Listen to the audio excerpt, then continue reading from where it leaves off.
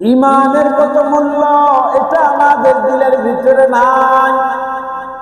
ইমানটা কি জিনিস এটা আমাদের দিলের ভিতরে নাই। কারণ কোন বস্তু যখন কষ্ট করে অর্জন করতে হয় ওই বস্তুর মূল্য নিজের কাছে সব থেকে বেশি থাকে। কথা বলেন ঠিক না? কিন্তু যদি কোনো বস্তু আপনি সহজে পেয়ে যান ওই বস্তুর মূল্য ততটা নিজের কাছে থাকে না। ঠিক তদ্রূপভাবে আমরা এই ইমানের অধিকারী হয়েছি, এই ইমানটা পেয়েছি আমাদের বাপ দাদার পূর্বপুরুষ থেকে। কথা বলেন ঠিক না? আমাদের কি এমন কারো হয়েছে যে আমরা লা ইলাহা ইল্লাল্লাহ পড়েছি এজন্য আমাদের উপরে নির্যাতন করেছে? এমন কি কারো হয়েছে? এমন কারো হয় নাই। কারণ আমার বাবা ছিল মুসলমান, আমার দাদা ছিল মুসলমান, তার বাবা ছিল মুসলমান, তার বাবা ছিল মুসলমান। এইভাবে আমার পূর্বপুরুষ থেকে মুসলমান ইমানদার দাবি করে আসছে, যার কারণে আমার জামানায় এসে আমিও মুসলমান দাবি করি। এজন্য ইমানের কতটা মূল্য, ইমানের কতটা কদর এটা আমাদের দিলের ভিতরে নাই। আমরা নামাজ না পড়লেও আমরা ইমানদার দাবি করি, আমরা রোজা না রাখলেও আমরা ইমানদার দাবি করি। এরকম মুসলমান দুনিয়ার ভিতরে আছে না? এরকম মুমিনের অভাব নাই জীবনে কোনোদিন নামাজের ধারে কাছেও যায় না। কিছু কিছু ভণ্ড আছে যারা মুসলমান নাম লাগায়া মুসলমান দাবি করে, ইমানদার দাবি করে, অথচ তারা জীবনে কোনোদিন মসজিদের বারান্দায় পাড়া দেয় না। এমন মুসলমান আছে না নাই? এরকম মুসলমানের অভাব নেই, কিন্তু তাদেরকে জিজ্ঞাসা করলে তারা জিজ্ঞাসার সাথে তারা উত্তর দিয়ে বলে আমরা বড় ইমানদার। তারা বলে আমরা নামাজ না পড়তে পারি কিন্তু ইমান ঠিক আছে। এরকম মানুষ নাই? বলে কি না? ভয় পাইতেছেন? জোরে কথা বলেন না কেন? জোরে কথা বলেন। এরকম মুসলমান আছে না নাই? দেখেন আপনার আমার আশেপাশেই আছে, যাদেরকে নামাজের জন্য আহ্বান করলে বলে আরে নামাজ পড়ে কি হবে, ইমান তো ঠিক আছে। আরে মিয়া, ইমান যদি তোমার ঠিক থাকে, আল্লাহর হাবিব বলেছেন যে নামাজ হলো ইসলামের একটা বড় স্তম্ভ। তুমি যদি নামাজই না পড়ো তাহলে তুমি মুসলমান আর কি? তুমি ইমানদার কই? যদি তোমার ভিতরে নামাজের আমল না থাকে তাহলে তুমি নিজেকে মুসলমান দাবি করতে পারো না। অথচ কিছু মুসলমান আছে নামাজের ধারে কাছেও নেই, বলে ইমান ঠিক আছে। ইমানের কদর তারা বোঝে না, কারণ ইমান বাপ দাদার থেকে পেয়েছে, এই জন্য ইমানের কদর তার কাছে নেই। কিন্তু যদি হাফসি গোলাম বিলালের মতো ইমান আনতে হইতো, যদি ফিরাউনের স্ত্রী আসিয়ার মতো ইমান আনতে হইতো, তাহলে ইমানের কদর কিরকম সেটা বুঝে আসতো। কথা বলেন ঠিক কিনা? হাফসি গোলাম হযরত বিলাল রাদিয়াল্লাহু তাআলা আনহু বাজারের ভিতরে তার মুনিব নিয়ে গেছে তাকে বিক্রি করার জন্য। এরকম মুনিবের কাছ থেকে অন্য একজন মুনিব, তার নাম হলো উমাই ইবনে খালদ, তিনি তাকে ক্রয় করে বাসায় নিয়ে গেছেন। হযরত বিলাল রাদিয়াল্লাহু তাআলা আনহুকে কাজ দিয়েছেন, তুমি সারাদিন আমার বকরিগুলো চড়াইবা, বকরিগুলোর দেখাশোনা করবা, অর্থাৎ রাখাল। হযরতে বিলাল সারাদিন বকরি চড়ান। বকরি চড়ানোর পর একদিন খবর পাইলেন যেমন একজন ব্যক্তি আসছেন যিনি কোনোদিন মিথ্যা কথা বলেন, তিনি এক ধর্মে বিশ্বাসী, তিনি এক আল্লাহর কথা বলেন, তিনি এক আল্লাহর দাওয়াত দেন। হযরতে বিলাল গোপনে গোপনে মুহাম্মদুর আরবি সাল্লাল্লাহু আলাইহি ওয়াসাল্লামের হাতে হাত দিয়ে মুসলমান হয়ে গেলেন।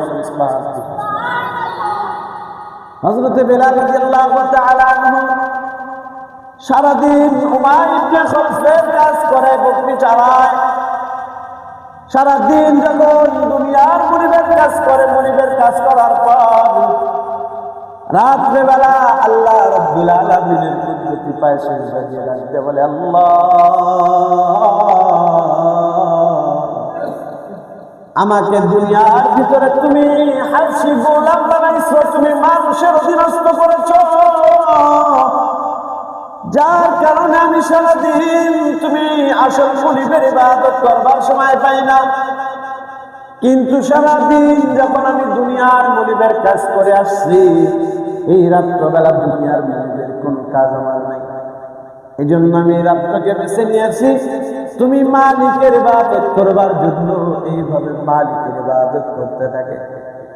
একদিন উমাইর ইবনে খালফ রাত্রেবেলা ঘরের বাইরে বের হয়ে দেখে হাবশী গোলাম বেলালের ঘর থেকে কেমন যেন একটা গুন গুন গুন গুন আওয়াজ আসে। উমাইর ইবনে খালফ হযরত বেলালের ঘরের কাছে গিয়ে কান লাগায়া শুনতেছেন বেলাল কি বলে। হযরত বেলাল রাদিয়াল্লাহু তাআলা আনহু তিনি ঘরের মধ্যে বসে বসে ডাকতেছেন, লা ইলাহা ইল্লাল্লাহ, লা ইলাহা ইল্লাল্লাহ। বলেন আল্লাহু আকবার। হযরত বেলাল রাদিয়াল্লাহু তাআলা আনহু জিকির করতেছেন, আল্লাহকে স্মরণ করতেছেন। উমাইর ইবনে খালফ তিনি বুঝতে পারলেন এই হাবশী গোলাম বেলাল আর আমার অধীনস্থ নাই। যে আমি যেই ধর্মে বিশ্বাসী, যেই দেব দেবতার আমি পূজা করি, এই গোলাম কেন সেই দেব দেবতার নাম নিয়ে একজন মালিক কার যেন নাম নিতেছে, আমি তাকে চিনি না।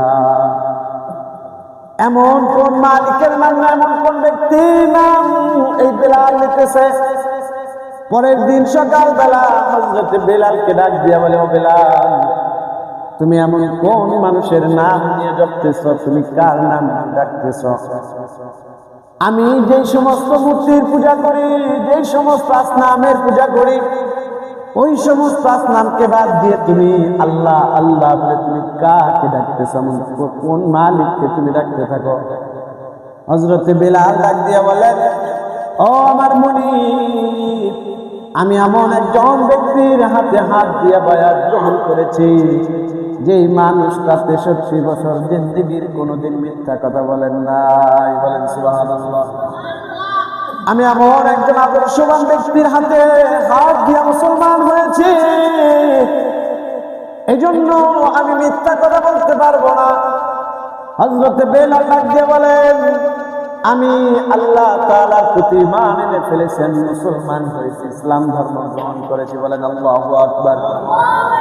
উমাইর ইবনে খালফ ডাক দিয়ে বলে, ও বেলাল, যদি এখানে তোমাকে থাকতে হয়, তুমি যেহেতু আমার গোলাম, আমি যা করব সেটাই তোমাকে মানতে হবে। আমি তোমাকে আদেশ করলাম তুমি নিজের ভিতর থেকে ঈমানটাকে বাহির করে দাও, তুমি মুসলমান থেকে ফিরে আসো, আবার আমার ধর্মে আসো। হযরত বেলাল ডাক দিয়ে বলেন, ও আমার দুনিয়ার মুনিব, আমি যখন একবার করেছিলাম ইলাহা ইল্লাল্লাহ মুহাম্মাদুর রাসূলুল্লাহ, আমার দেহের ভিতরে এক ফোঁটা রক্ত থাকা পর্যন্ত আমি এই নাম কখনো বলতে পারবো না। বলেন সুবহানাল্লাহ।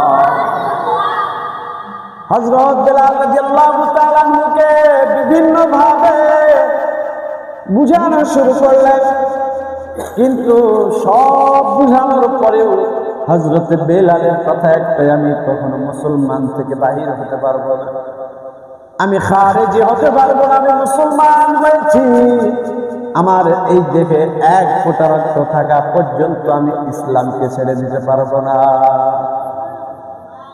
একবার উমাইর ইবনে খালফ তার লোকদেরকে ডাক দিয়ে বলেন, বেলাল যেহেতু ইসলাম ধর্ম ছেড়ে দেবে না, তাহলে বেলালকে বিভিন্ন ভাবে শাস্তি দেওয়া শুরু করে দাও। হযরত বেলালকে মরুভূমির গরম উত্তপ্ত বালুর মধ্যে শোয়াইয়া দিয়া হযরত বেলালকে সেখানে শোয়াই দেওয়ার পরে হযরত বেলাল রাদিয়াল্লাহু তাআলা আনহুর বুকের উপরে একটা বড় পাথর চাপা দিয়ে বলে, ও বেলাল, যদি তুমি মুসলমান থেকে বাহির না হও, যদি তুমি ইসলাম ধর্ম ছেড়ে না দাও, তাহলে এর থেকেও ভয়ানক শাস্তি তোমাকে দেওয়া হবে। হাজার হাজার টন ওজন একটা পাথর বুকের উপরে নিয়ে হযরত বেলাল আল্লাহকে ডাক দিয়ে বলে, ওগো মালিক, হাজার টন পাথর যদি আমার বুকের উপরে, কেন পুরো পৃথিবীও আমার বুকের উপরে চেপে দেওয়া হয়, এরপরেও আমি ইসলাম ধর্ম কখনো ছেড়ে দিতে পারবো না, বলেন আল্লাহু আকবার। নিচের উত্তপ্ত বালুর উপরে বেলালকে শোয়ানোর কারণে হযরতে বেলালের গরম বালু পিঠের সাথে লাগার কারণে পিঠের চামড়াগুলো বালুর সাথে লেগে গেছে, শরীরের চর্বিগুলো গলে গলে উত্তপ্ত বালুর মধ্যে পড়তেছে। হযরত বেলালের গলার ভিতরে রশি দিয়া এরপরে পুরা মক্কা শরীফ ঘুরানো হইতেছে।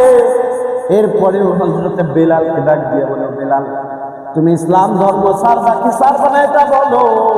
হযরত বেলাল ডাক দিয়ে বলে, আমার জান যতক্ষণ আছে, আমার নিঃশ্বাস যতক্ষণ চলবে ততক্ষণ আমি বলবো আল্লাহু আকবার, বলেন আল্লাহু আকবার। মুসলমান ইমানদার আল্লাহর গোলাম, যদি এত কষ্টের পর আপনার আমার ইমান আনতে হতো তাহলে না বুঝে আসতো ইমানের কত বড় দাম, ইমান কাকে বলে। অথচ এক ওয়াক্ত নামাজ নাই সে ব্যক্তিও বলে আমার ইমান ঠিক আছে, আছে না নাই? এরা হলো দুনিয়ার ভিতরে সব থেকে নির্বোধ, এরা হলো দুনিয়ার ভিতরে সব থেকে বোকা।